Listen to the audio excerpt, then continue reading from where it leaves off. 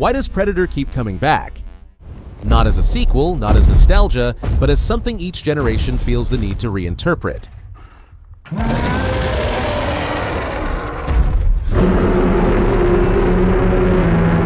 For nearly 40 years, this creature has shifted tone, setting, and meaning, yet it never disappears. Predator Badlands forces that question into the open by changing our position in the hunt, asking not just who survives, but what the Predator represents now. In this video, I want to look at how Predator Badlands fits into that long history, how it connects to the films that came before it, and why this latest chapter feels both familiar and strangely new. We'll talk about how the Predator evolved across decades, why the franchise kept changing with each generation, and what filmmakers and critics say this movie is really trying to do. Not as a review and not as a ranking, but as a way of understanding why this myth keeps returning, and why it still works.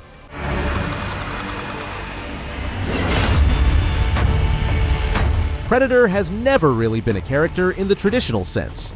From the very beginning, it was presented as something closer to a force, a presence that enters human territory, tests it, and then disappears. The original 1987 film didn't ask us to understand the creature or even to fear it in a conventional way. It asked us to survive it. The jungle wasn't just a setting, it was a ritual ground, and the Predator wasn't a villain delivering speeches or motives. It was a hunter bound by rules we could sense but never fully grasp. That idea became the foundation of the franchise. For years, Predator worked best when it stayed distant, when it remained unknowable, when it felt older than the people trying to fight it. Critics often point out that the moment the series tried too hard to explain the creature, to turn it into lore instead of myth, something essential was lost. The fear softened, the tension diluted, and the Predator became less of a presence and more of a plot device. And yet, the franchise never stopped changing, because the world around it kept changing too. Each Predator film reflects the era that produced it. The original was built around physical dominance and masculine confidence, being stripped away piece by piece.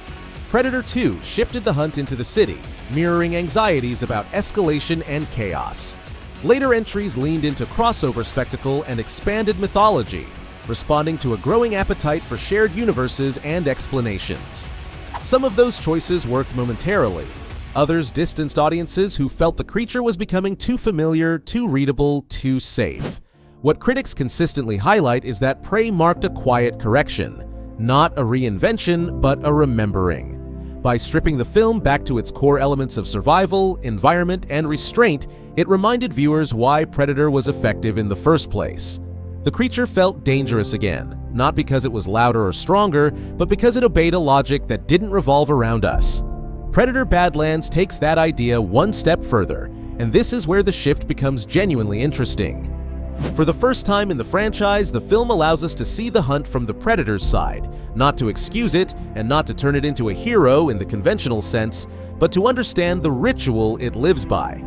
Professional commentators have noted that this isn't about making the Predator likable in a human way. It's about making the hunt coherent from within its own worldview. The film doesn't remove the danger, it reframes it. This is where some critics saw a bold evolution, and others felt uneasy, not because the Predator stopped being a hunter, but because we were no longer entirely outside the hunt. By following the Predator's journey through an unforgiving environment, Badlands restores the mythic structure of the franchise while shifting our emotional alignment. We don't root for the creature because it's gentle or misunderstood, but because its endurance, discipline, and code become visible. Importantly, this is not a betrayal of the original idea. It's a continuation of it. The Predator is still a hunter, still lethal, still bound to violence. What Badlands changes is perspective, not identity.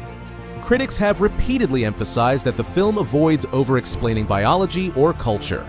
There are no long lectures, no lore dumps. The story remains physical, visual, and grounded in action and consequence. The difference is that now, the silence belongs to the Predator as much as it once belonged to the humans hiding from it. Audience reactions reflect this split clearly. Longtime fans who value atmosphere and restraint often describe Badlands as the closest the franchise has felt to its roots since the original film, precisely because it treats the Predator as a myth again, not a brand. Others expected a more traditional structure, more human-centered conflict, and struggled with the emotional distance the film maintains.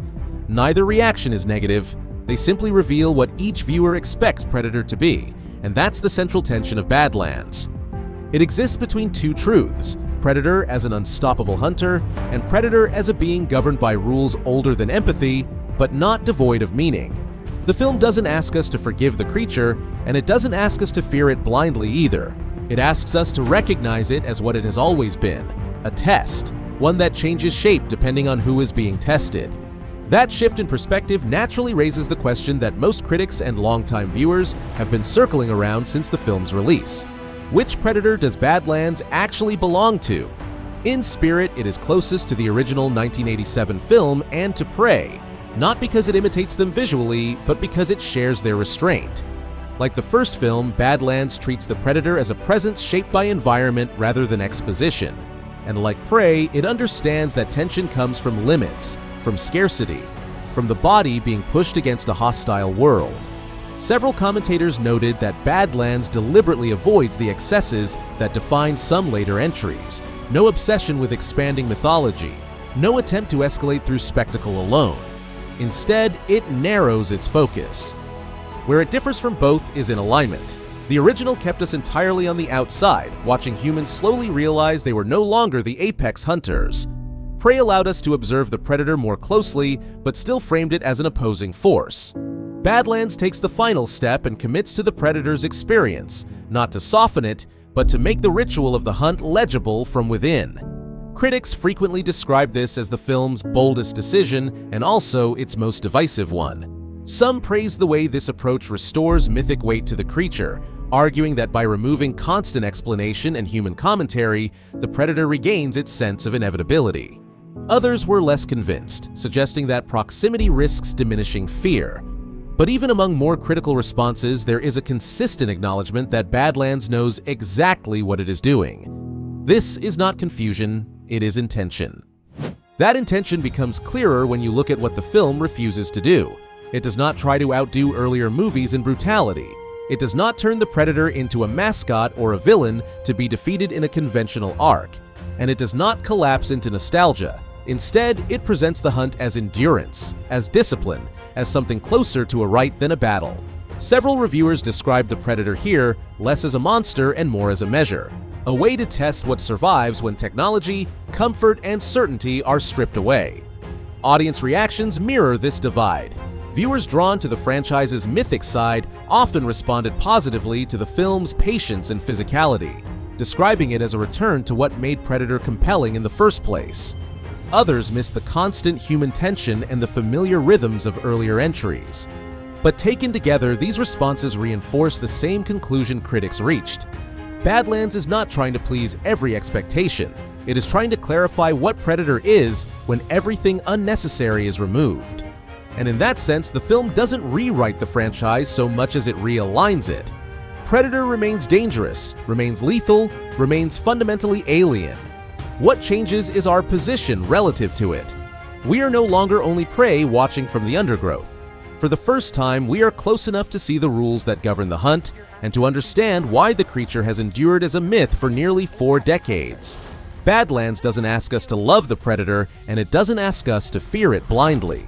It asks us to recognize it as something older than both reactions, a figure that survives precisely because it adapts without explaining itself. And that may be the most consistent Predator film in years, not because it looks back, but because it finally understands what should never have been lost. Enjoy this!